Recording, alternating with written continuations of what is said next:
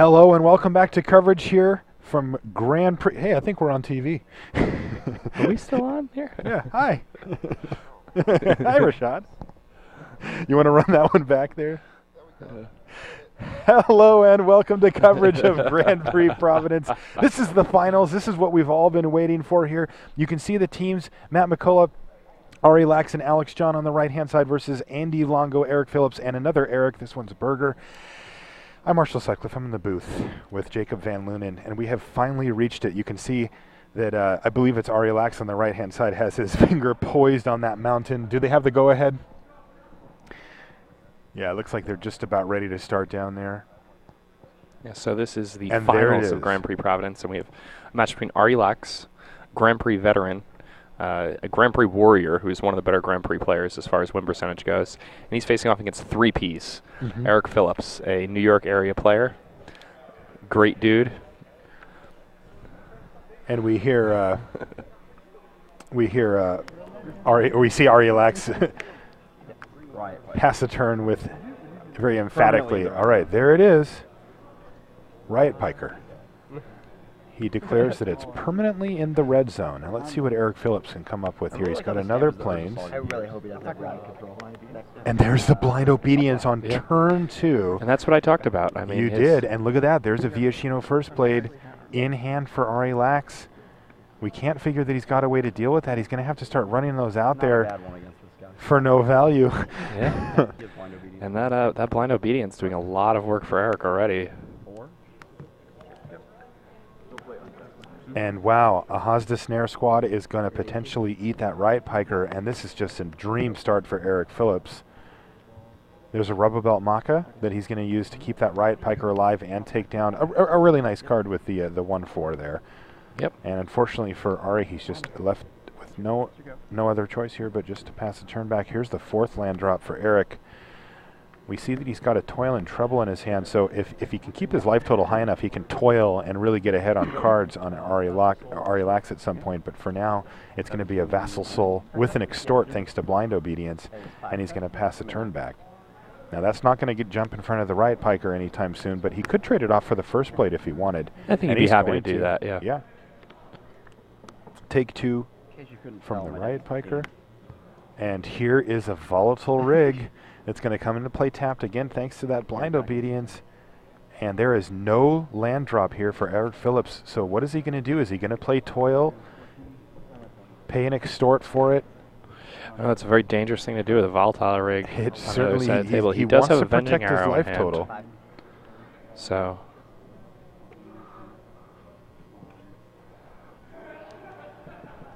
I mean, we may see. Yeah, I think he's just going to go for the Avenging Arrow and see if he can clear the board. Yep, so he's Here gonna we fall to go, 9. 6 damage. That's going to drop Eric Phillips down to 9. So Ari Lax applying a lot of pressure. This is an interesting decision because Ari says, well, look, does he have Avenging Arrow? Does he have an Executioner swing? Do I really want to commit more to the board in case I lose this? I just heard Ari say, do I want to play a creature here? I don't think that out. Like if I lose the flip on this guy, that's like the only way I feel like I can lose. Yeah. Okay. Go. All right, so Eric Phillips has to go for the Avenging Arrow here because he's at 9. I mean, he certainly can't take another hit, right? Oh, definitely not. So, I mean, once Ari passes, those hand motions are confusing to me. I haven't really heard yet, but. All right, here's end step. He's going to jump 3Ps up to 10, and then All right, so if he loses this coin flip, he's going to lose his Riot Piker, and Eric Phillips will drop back down to 6 life here. And he did lose it, so there goes the Riot Piker. And Eric Phillips is at a pretty precarious life total, but he has drawn another land here. He's got a 5-drop. Oh, it's a 4-drop. It's actually a 4-drop. Assault Griffin with Extort back up to 7. Ari Lax sees this slowly slipping away from him. And here's Night Watch for 5 mana, so 2 tapped Vigilance Knights, but that's a perfectly fine draw here, especially only facing down a 2 toughness Assault Griffin. Where's all the Wojak Halberdiers here? Yeah. Let's be real. Nowhere to be found, apparently. Okay.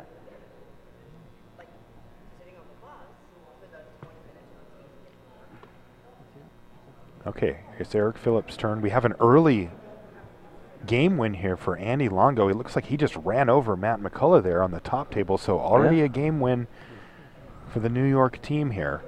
Andy Longo is an interesting, aggressive Bant deck with a not so great mana base, but when he draws his mana, he is extremely well positioned. So. Okay.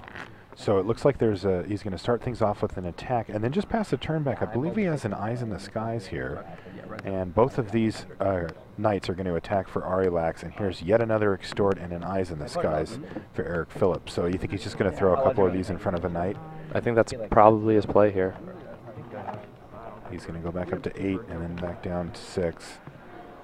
He's going to double block. All right, so is there a trick in hand? It looks like it's a Swift Justice, but Ari only has 1 white, so if Ari does go ahead and Swift Justice, then he won't be able to cast his Veteran post-combat. Yeah, he would like to get that down on the battlefield, especially now that those 2 birds are gone. So there's the Veteran. It's not going to have, there's really no way to give it Battalion here thanks to that blind obedience on Eric's side of the table. Not for the next turn, at least. Normally, Ari's deck could come out and hit you with a Viashino First Blade, all of a sudden trigger that Battalion out of nowhere, and things can get ugly. All right, but we do see Eric Phillips is cracking away here in the air, and he plays 2 creatures this turn, Rakdos Drake, no Unleash, and a Tavern Swindler. There's a Wojak Halberdiers. A little late to the party, guys. I can pull for it. All right, attack with both of them, and they're both going to jump in front, and there's the Swift Justice. Now that's going to change the race math significantly. These 2 trade 4 life gain swing for Arilax, who still can't manage to find a second white source to start dumping the cards in his hand. Remember, if Ari had an extra mana here, he could play the Wojak Halberdiers, untap, and anything that was stabilized from Eric, he could use Liev Decree to finish off. All right, Arilax drops down to 7. And this is a big one for Eric. What do you have? He still has that Toil in his hand. He's got to be careful, though. Yeah, I think he's going to want to just cast the Rakdos Drake and Extort here with no Unleash. It would trade with the... Yep, there it is. So he goes back up to 7. Arilax goes down to 6, which means a 2-turn clock in the air. And I think that Ari has a Warmind Infantry, so as long as he doesn't lose the next turn, he can cast a Wojak Halberdiers and a Warmind Infantry, go for the Liev Decree next turn, and finish off Eric Phillips. Yeah, not an unreasonable plan at all. No. These are both tapped. Let's make sure it doesn't really matter because there's no flyers, but those are actually tapped. All right, so there's 3 damage. And he's going to Toil you with Extort. Yep. That's good enough. And that's 3 because he's going to lose the 2 life plus the Extort. Now, he didn't need to use the Trouble there. He couldn't even cast it. But the Toil was enough to finish him off. So the 2-turn clock was actually just 1 turn on that play. So Eric Phillips finds a win, and he is also up a game now. That he's going to join Andy Longo being up a game. And let's take a look at what I'm assuming is Eric Berger versus Alex John. Okay? Yeah, I think this is definitely Mulligan. So that was actually a very, very close game. Yes. With 1 more life, 1 fewer Extort triggers. I think Ari was about to take that one down. And now we've got multiple Grim Roustabouts, also a Krakenura. Those all have a counter on them, along with a Scab Clan Charger. When a Spawn of Rixmati comes down, and that's a pretty big dude here. Now, is there going to be an Unleash? It seems unlikely, as Alex John looks like he's sitting at 5 life here and doesn't have much of an offensive, though I will say that Haunter of Nightvale does a pretty nice job holding off the threats that Eric is presenting. It looks like he's top decking also. Did you see what he drew? Oh, there's a Rogue's Passage on the battlefield too, though, for Eric. It looks like he drew a Scab Clan Charger, which he could use to make that Krakenura a little bit bigger. Because remember, the Krakenura, even though it has a counter on it, it's 1, 2. Oh, no, never mind. The Haunter of Nightvale does not, will also shrink the Scab Clan Charger's power, so does not interact the way you'd want it to. Not favorably, but here we go. Everybody's attacking. So 1, 2, 3, 4 damage potentially here. All right, we're going to go to blocks. No use of the Rogue's Passage. Haunter of Nightvale, and there's a few regenerations that can happen here on Eric's side, and you can use this to get into damage. I don't think he can get lethal here, though. No, but he can get Alex down to 1, and then he has Rogue's Passage in play. So Okay. that seems pretty good. Definitely what he wants to be doing. Now the Croconera dies in this exchange. One of the Grim Roustabouts could potentially die as well, but it doesn't. He's going to regenerate the Grim Roustabout, and here comes the Scab Clan Charger. Oh, he's actually going to use it on the Croconera that was blocked. Yeah, I mean that seems very reasonable to me. Okay. So that's actually going to get him down to just 4, though, right? Yep. So he's going down to 4 here.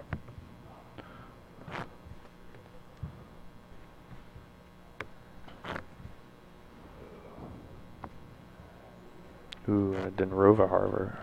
Denrova Horror can go a very long way to help stabilizing a board. He's at a precarious life total, but again, that Rogue's Passage is just looming over there for Alex John. He has to look at that and just say, how do I beat that if this game keeps going long? Remember, Eric's at 17, and Alex just isn't in a position to be able to attack. All right, he's going to Denrova Horror. The Rogue's Passage, make him discard it. Remember, it's any permanent, so he takes care of the Rogue's Passage, and he's helped stabilize his board with a 4/4, and all of a sudden things are looking much, much better for Alex John. Yeah. Much different board state this turn.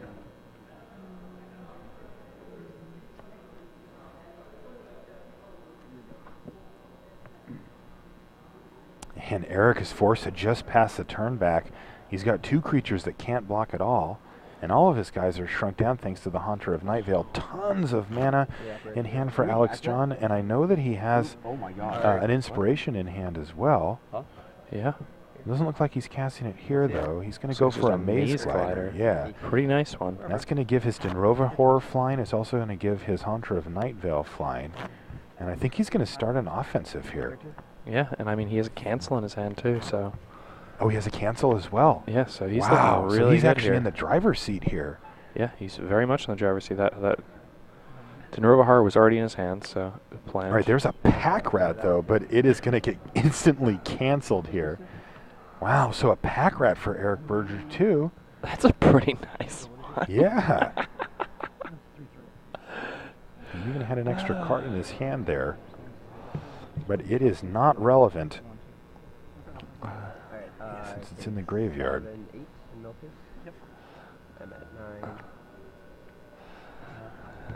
Yeah, I mean, this is an interesting development here. Same please. Judge? Now we know that Eric Berger has Pack Rat in his deck, and they have to play best 2 of 3 against their team. That's a whole bunch of free wins that can happen. Yeah. Really, really powerful card. Man, Denrova Horror taking out that Rogue's Passage, such a game-swinging play. Oh, yeah. You know that Eric had to have planned the majority of this game for having that Rogue's Passage. It's such a hard permanent to deal with in this set, and nobody plays Destroy the Evidence, you know. Yeah. It's a card you don't see.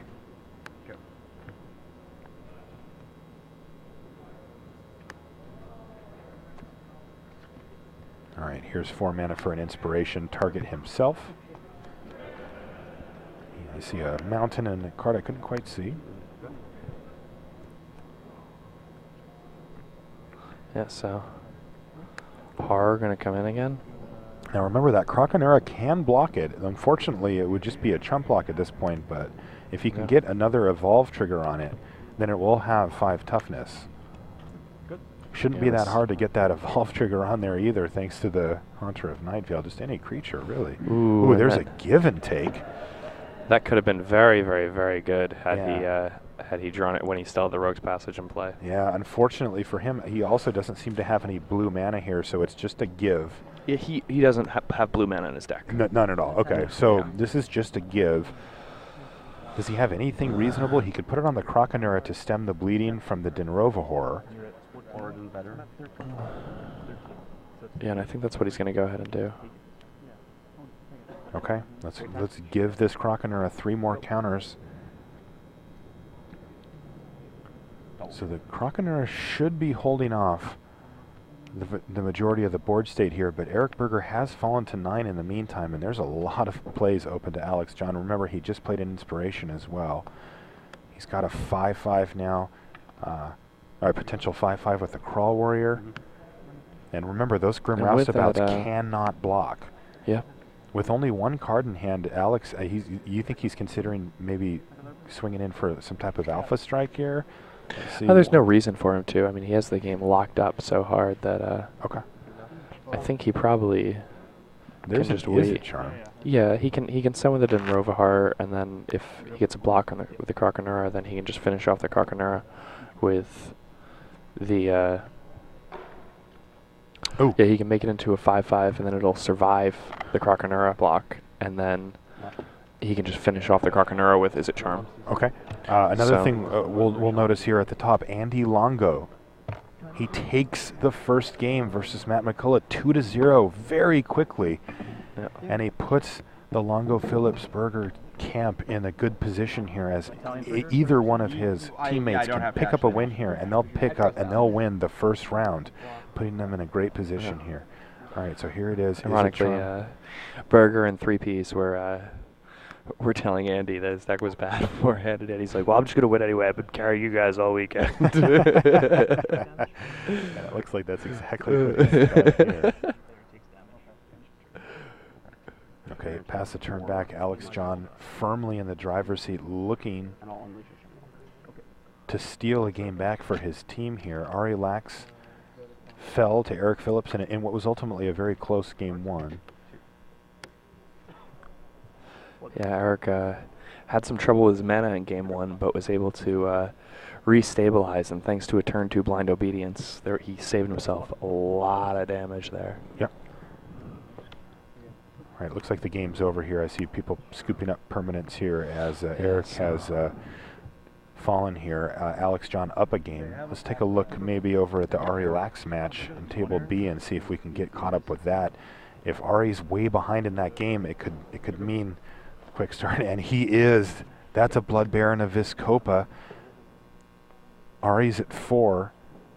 Eric Berger's sitting at 9, and he's. Oh, the lives might not be updated. Okay, that's. We're going to give it a chance here. Rashad says he thinks the life totals are not correct, but still facing down a Blood Baron of Viscopa is no fun. Okay, so what happened there was the Guardian of the Gateless jumped in front of all 3 creatures, and the now first striking Wojak Halberdiers was a recipient of a Rebel Belt Maka Blood Rush, so it took it down with first strike. And Are these life totals kept all its correct? guys. No, Oh, they're no. not correct. They are updating them now, but that Blood Baron is just a monster to deal with if you're an aggressive deck.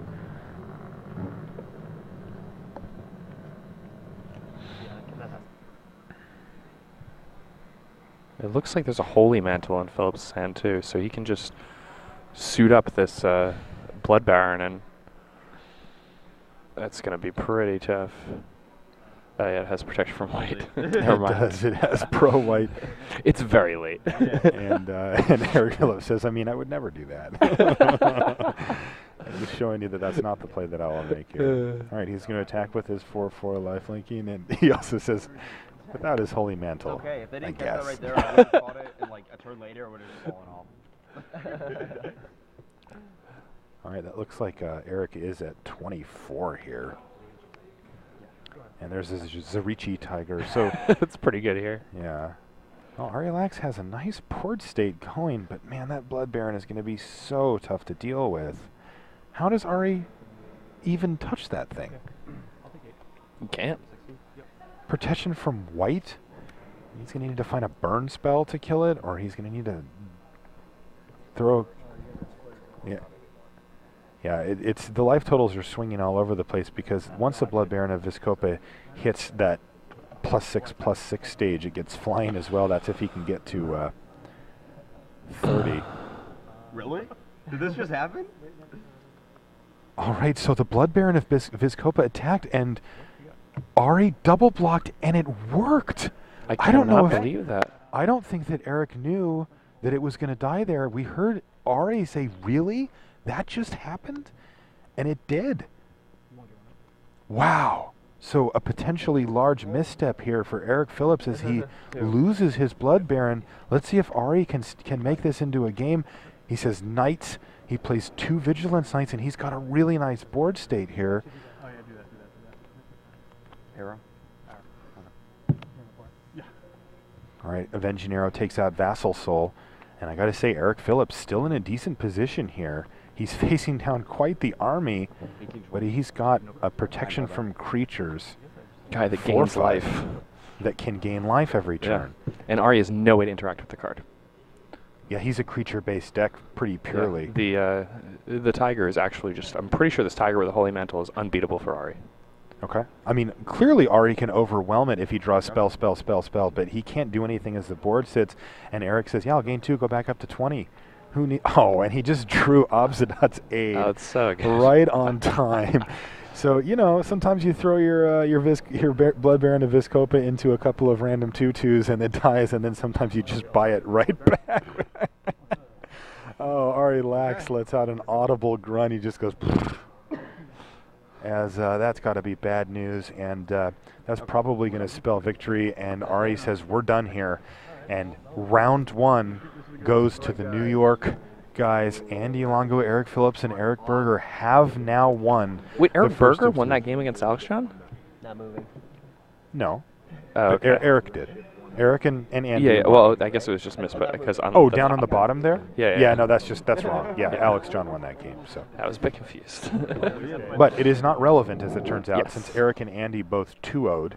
And now we're going to see some table shifting here as the players are going to get up and move down a row.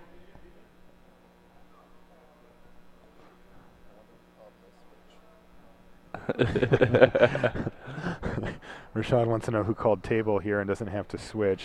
I think the team that wins doesn't have to switch, things right? that Rashad is best at in this entire world is calling table at a draft, so he's always keeping an eye on who his potential competition. He's so might good be. at it that he does it before you're even allowed to do it most of the time. Unbelievable.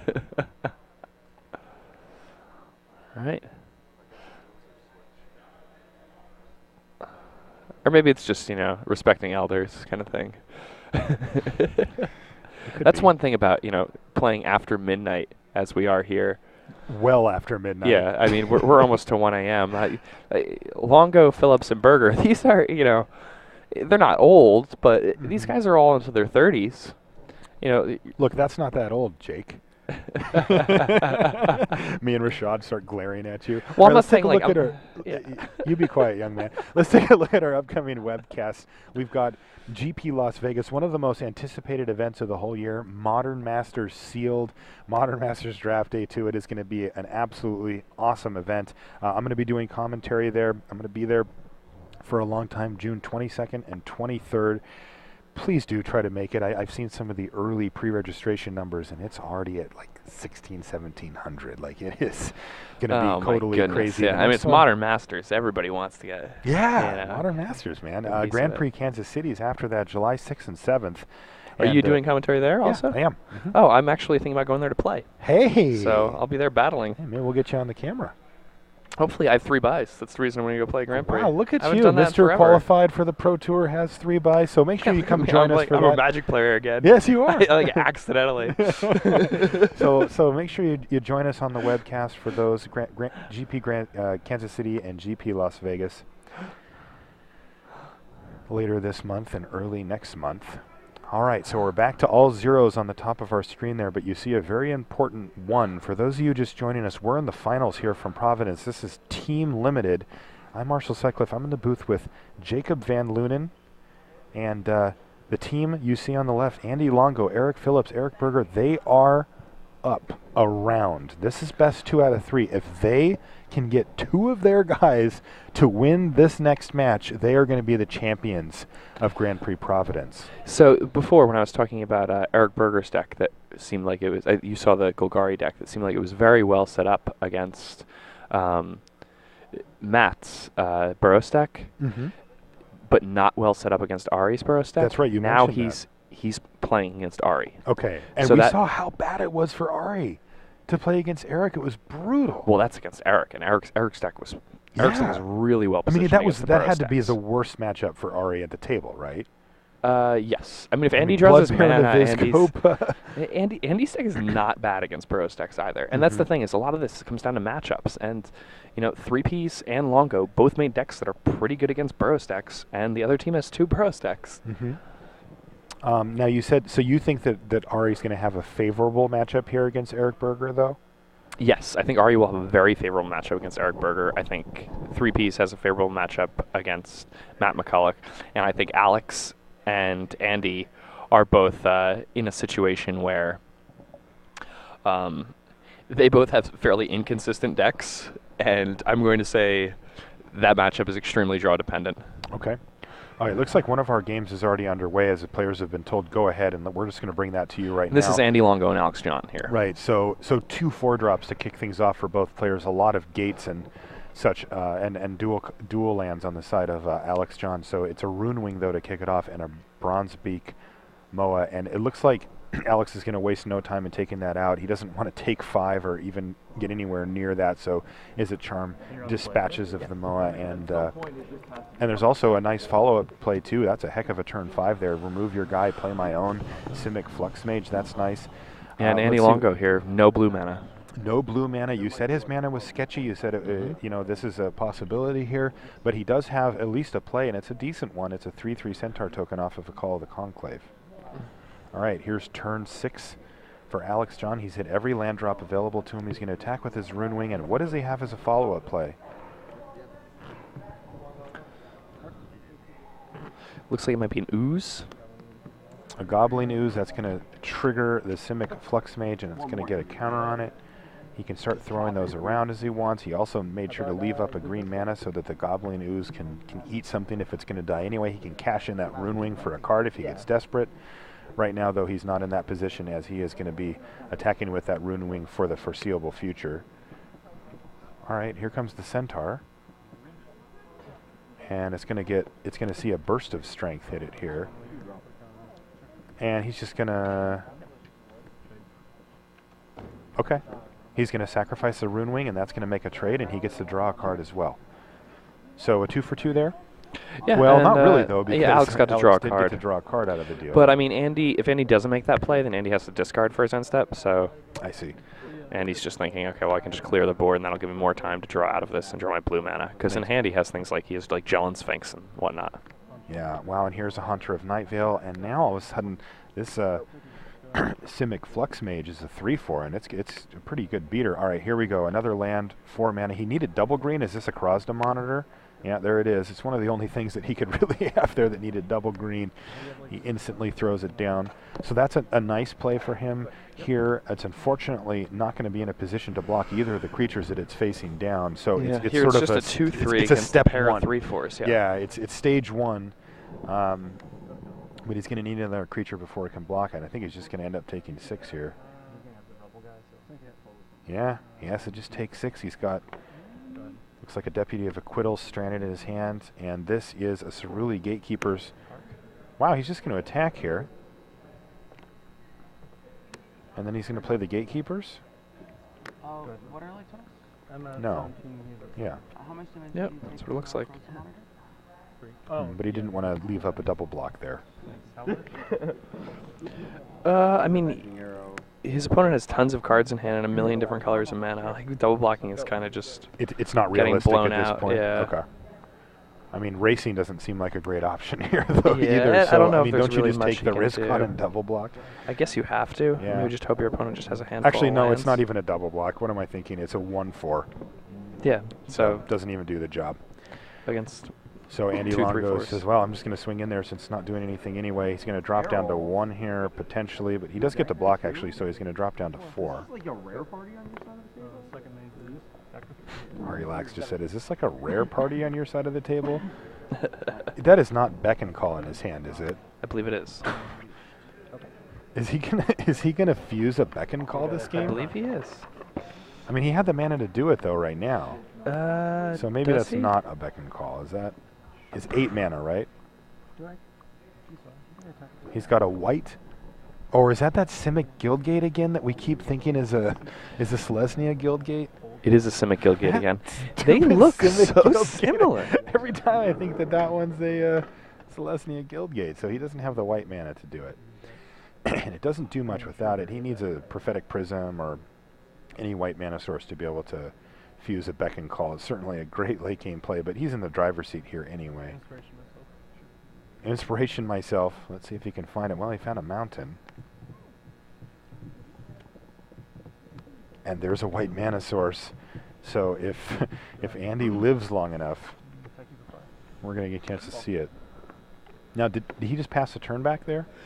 He did. Playing with his food. Okay. He wants to draw 4 cards. Maybe 5, because he might draw 2 drop off of the off of the Beckon Call fused, Why and then not? All right, so he's going to take this turn to take one of the Simic Flux Mage counters and transfer it over to the Hunter of Night Vale. So it can actually get past the Cerulean Gatekeepers here. it's a good plan. Yeah.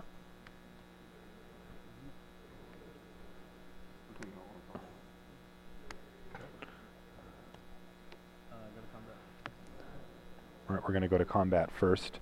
Hunter of Night Vale is a 4/5, and it's just going to jump in front of that. The Cross Monitor is just going to jump in front of it as a chump block, as it is lethal.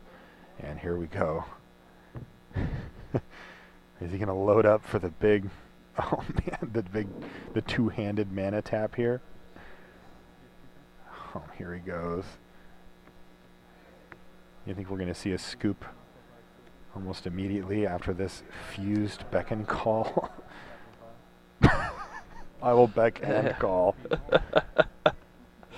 Yeah, that's and that's it. He says, I'm not even gonna. And he's gonna say, we're not even "That gonna one's good continue enough." This. Yeah, that whole 8 mana shenanigans is good enough, it seems.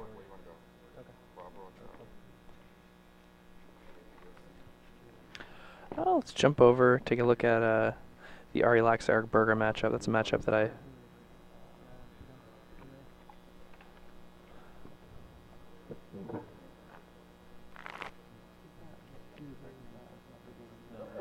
still have to update life totals for you guys, so this isn't exactly accurate just yet.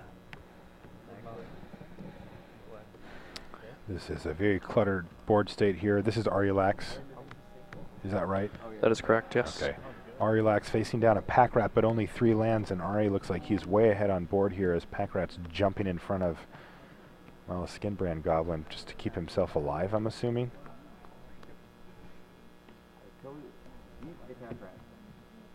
Yeah, Eric's stuck on lands here. Yeah, he's just, and this is the type of, this is one of the reasons why I love these 2-color decks, like what Ari Lax is running, that are just consistent and quick. Well, Eric's also a 2-color deck. I understand, green, black, but Ari's is very aggressive. I'm not saying anything about Eric's deck. I'm just saying that I love these type of decks because when they get behind like this, when your opponent gets behind like this, you can just bury them.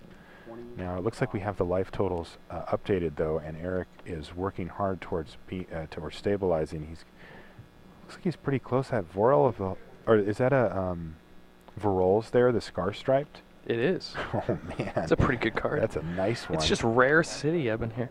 Yeah, Pack Rat just got in front of a 2/1 Goblin and died. Skinbrand Goblin. I mean, it had to. He had to trade it off. He didn't have the time. So these life totals look a little more accurate now. Yeah, so this looks more accurate. I guess it's 20-5. Is that what the life total is for Shot? It's hard to figure out what's going on the board state if the life totals are not correct. All right, they're correct right now. So he can get him to 1 here if he wants. But he would lose. He would lose his 4/4 here, yeah. And there's a trigger there. Any trick, of course, for Ari Lax would also finish off Eric here, but...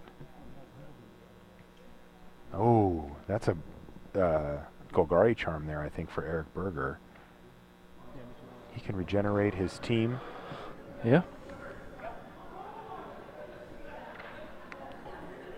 Oh, he's just going to use it to take out the enchantment, yep, which is going to shrink down that knight. Seems pretty good. It dead. He's going to also lose this, but he is still going to 1 here. Yeah, I mean, well, Ari doesn't have any burn. Ooh, but that is... Wow, that is a form of burn. And 2 lands in hand for Eric Berger. We see Ari Lax rubbing his hands together eagerly, but really he just has to wait until the turn gets passed back to him, and that's not even going to happen as Eric is going to concede. So Eric Phillips up a game, Eric Berger down a game here, and Alex John up a game. So in the first, out of the first round of games, Ari Lax and company up 2-1. This game looks a little bit better for Andy Longo here. Thrashing Moss Dog comes down, pumping that Shamble Shark. Getting in with the Centaur and the Shamble Shark here. 6 damage. Wow, this is how the coach drew this one up, that's for sure. Turn 2, turn 3, turn 4, really nasty. Where's all the far and aways in this draft? I think he's got a Killing Glare. Alex does. Yeah, Alex also has a Mesium Mortars in his hand, which isn't getting overloaded anytime no. soon. Now, if he hits a red source, he can use it to 1-for-1, no problem. But, yeah. All right, everybody sends in there for Andy Longo. Let's see what the play is here. I see that there's also a Skyline Predator for Alex for next turn, but for now he's just going to use it to take out the Shamble Shark. Ooh, Dispel, though. That's not going to work. Means that he's going to take 9 damage and go to 2, and that's actually just going to be the game here. Wow. So Andy Longo with a quick, aggressive start just runs over now Alex 2 games John. to 2 games here in the second round of the finals. Jeez, we've got a nail biter here. This is a nail biter. The young guns. Can we call the other guys the old guard? The old guard? We can call them the old guard, but they're not really the old guard because they don't really go to events that much. Like the old guard kind of, it's like they need to be around forever. Yeah, they've kind of popped their head up and said, yeah, we can still play. Yeah, obviously. The 2 Boros decks are going to game. You mentioned that these are New York area players. They'll play at John Finkel's place. Yeah. And they do drafts over there, which is apparently pretty frequently. Is that a 7? I know. So no black mana here for Eric Phillips, but still he has a 2-drop in his hand, and the other cards in his hand are very powerful, so I won't be surprised. Matt McCullough has a very nice 2-drop of his own. Yeah, Syndic of Tithes is super good. All right, so is it going to be a 2-drop and an Extort or a 3-drop? What do you got? It's going to be a 3-drop Viashino First Blade, and instantly the Boros Mastiff is going to trade off with that Syndic of Tithes. Yeah, and Eric Phillips understands that, he's against these aggressive Boros decks. He knows his opponents have tons of,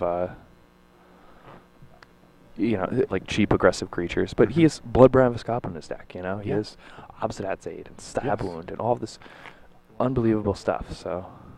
He's down to 12 already, though. He is already down to 12, but he has kept any type of battalion shenanigans off the table here as still just 1 creature. It's a little late to the party, that Blind Obedience. It is, and guess what? No black mana, and in fact, no mana at all here for Eric Phillips. So even though those Viashino First Blade isn't doing a ton on its own, it is a clock. Oh, no play, though, for Matt McCullough. That's going to sting.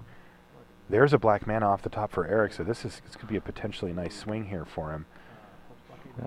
Corpse Blockade with Extort, shields up, man. And Homing Lightning's immediately though going to take out the Corpse Blockade, and it's going to keep the damage rolling in here with the Viashino First Blade, and there it is. Now, can Matt bolster his board position? No, he just plays a land and chips a turn back. Another land off the top for Eric, so 2 in a row, both of them black mana sources. This one, unfortunately, a tap for him, but it's Tavern Swindler with an Extort, brings him back up to 10, and Eric is just grinding away here. All right, Matt McCullough, he seems to be out of gas here. He hasn't done anything he didn't do anything last turn. He had a bunch of mana. Here's another one.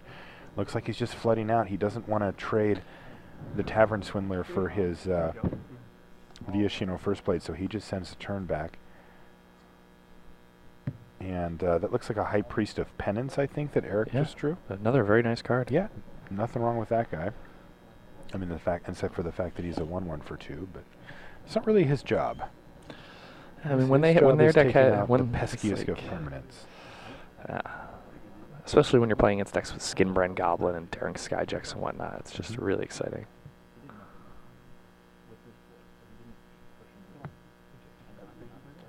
All right, so Eric's explaining to his teammates what happened. He said, look, he's got 2 cards in hand, but he didn't do anything last turn in this board state where he clearly would. So they're just deciding if they wanted to unleash this Rakdos Drake. Of course, there's going to be an Extort paid for as well here, and they did decide to. I mean, it looks like the pendulum has swung firmly back in Eric's direction. He's ripped a few lands when he needed it, and his opponent has done nothing. Yep. Looking very good for Eric here. Yeah, it just looks like Matt's drawn a bunch of lands this game after a blazing start. And Eric just, you know, he played the game well. He just traded as aggressively as he possibly could. He did. And, you know, despite missing a bunch of early land drops and getting run over by a 2-drop into double Vishino first play draw into Homing Lightning, you know, he's attacking for 4, and all of a sudden the race is back in the other direction as I see that there's going to be a Guardian of the Gateless for Eric Phillips. No extort paid, but there's an explosive impact that's going to take out the Guardian of the Gateless. And, oh, this is interesting. It's a Beckon Apparition that he's going to use immediately to try to keep the pressure up. It's going to blank Obsidat's aid to try to bring that thing back. So that's kind of nice. All right, and he's going to attack in there for 3. So Eric Phillips drops down to 8. Let's see what he has. He just drew another land here, and that Blind Obedience doing... You know, Eric Phillips gets lined up against both Boros decks in the first 2 rounds here. Yeah. Pretty fortunate to have that Blind Obedience. There's some matchups where Blind Obedience doesn't really do a whole lot. You know, it just acts as like an extort and maybe allows you to get in some extra damage. But against some decks, it's really nasty, and this happens to be one of them. Though in this game, it did come down a little late. For games, as games go longer, Alex John is definitely going to have a bigger advantage. Andy Longo wants to kill him fast. As games go longer, Eric Berger is going to have an advantage against Ari Lax. So it's interesting as we watch this match and these other matches are continuing to play out. It's making me think that Game 2 is going in Eric Berger's favor and Game 3 is going in Alex John's favor. All right, so there's 6 mana now, and what are we playing?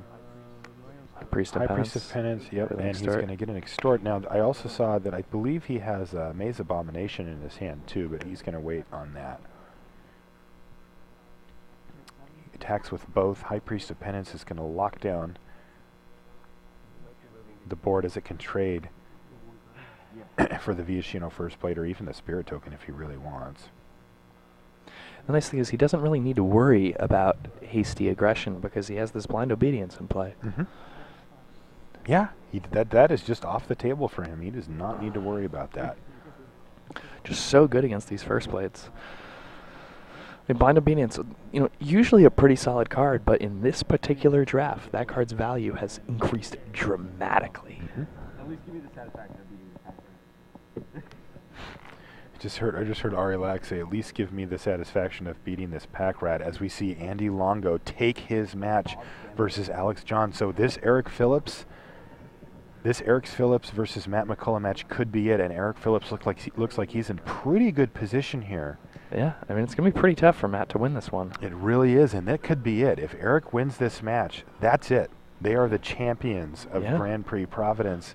Team limited here. I'd be really excited if they won. I think there are a lot of people in New York who have, these guys, you know, they don't really go to events that often. They're, you know, super just, they are awesome dudes, and it's really good to see them doing this well. So I don't want to get ahead of myself and say they won just yet. Speaking along the lines of what you're saying, I just heard Matt say, I don't think I can win the race against the Blind Obedience.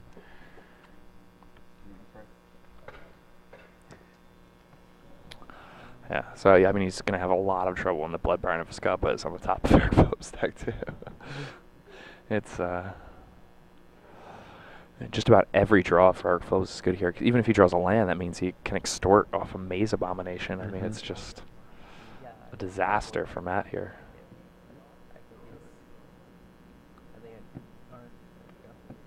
Matt says he has one card in his deck that I just can't beat. I think he hasn't seen the Blood Baron. It's actually probably 2. So close. Yeah. I have hopes and dreams and aspirations. All right, so Eric Phillips, a lot of pressure here.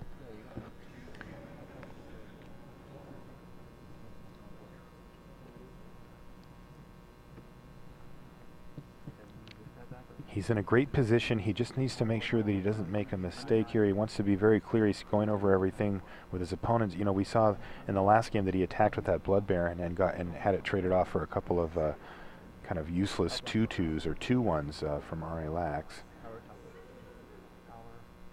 Okay, well, here's a Martial Glory that's pretty nice. It would be a virtual 2-for-1. I mean, he's going to get to save his creature and take down 2 of his others. That's pretty nice. Yeah, and here really comes good. the big Maze Abomination with Extort. It's just how do you get by these huge spells? Also, remember, Matt, you know, he's drawn a lot of lands this game. Yeah, now, I mean, the High Priest of Penance has Death Touch in addition to its other ability at this point. I don't actually know what's going on. I just want to win this game. Arilax just told Matt not to scoop yet because Ari really wants to win this game. I mean, like, I'm not actually that. I can beat that. Death Touch High Priest of Penance. Yeah, that's really good. I just mean, on bad, this board, isn't he it? doesn't even need it, but Yeah, it just means it trades for whatever it blocks and kills whatever else is left. and I mean, Eric Phillips set a stab wound in his opening hand that he hasn't even had to play this game. Is that right? Yeah. Must be. Yes. All right, well, here it is. Stab Wound, your last guy. Viashino first played goes down. There's an Extort paid as well. That's going to drop Yeah, him to and 6. now, I mean, now and he he's can one attack. spell away from winning here. He can attack him down to 5. They're going to be careful here, though. Yeah, I mean, he can attacks him attack down because to he's 1. got the... Yeah, he has a blind obedience. He's There's the blind absolutely obedience. no fear. No, Like, there's, I like, mean, what's the worst thing opponent that can do? happen is if he could steal his Maze Abomination and hit him, and he's at 11. That's just not going to finish him off. Yeah, like a It would traitorous instinct. It would take Traitorous Instinct plus Armed and Dangerous or something. Yeah. And that's it. He extends the hand, and we have our winners. Andy Longo, Eric Phillips, and Eric Berger are our champions. That's really exciting. Yeah. I've been trying to remain unbiased. I hope I've done a good job, but these are 3 guys who I've had the opportunity to draft with a good deal in New York.